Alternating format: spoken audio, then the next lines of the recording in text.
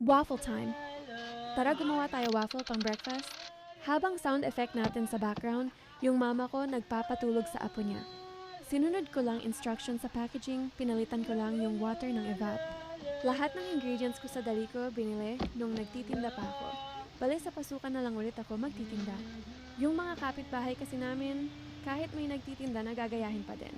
Kaya pinagbigyan ko na lang. I want a peaceful life. Pag na-stress ako, baka magkasakit ako tapos mamatay ako. No and oh no, magiging masaya yun sila. For sure. Char, medyo bilisan na natin kasi baka maboring kayo. Di kasi ako nagchichismis. Sa labas, kaya dito na lang ako magkwento, di wala pa ako kaaway, hahaha. Gamitin natin yung mini waffle maker ko. Minsan ayaw ko gumawa ng ganito kasi mainit ang panahon. By the way, balik tayo sa mga kapitbahay namin na CCTV.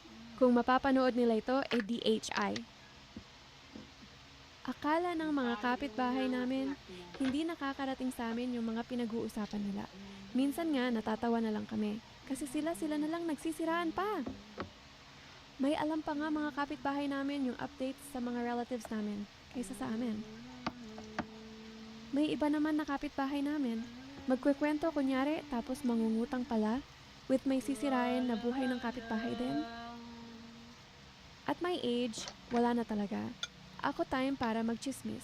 Parang nasasayangan kasi ako sa time, pero pag stress sa real estate, sige, chismis makikinig ako. Kaunti na lang matatapos na ako. Pasensya na magulo yung sunod-sunod.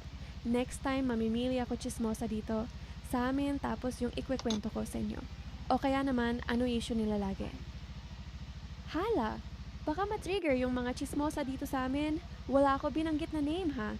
Next time, Char. Sige, nakain na tayo. Waffle, mauubos na ng mama ko kakatikim eh. Next time na ulit, chika tara kain. Guys, nakaluto na ako. Yan. Kainin na namin.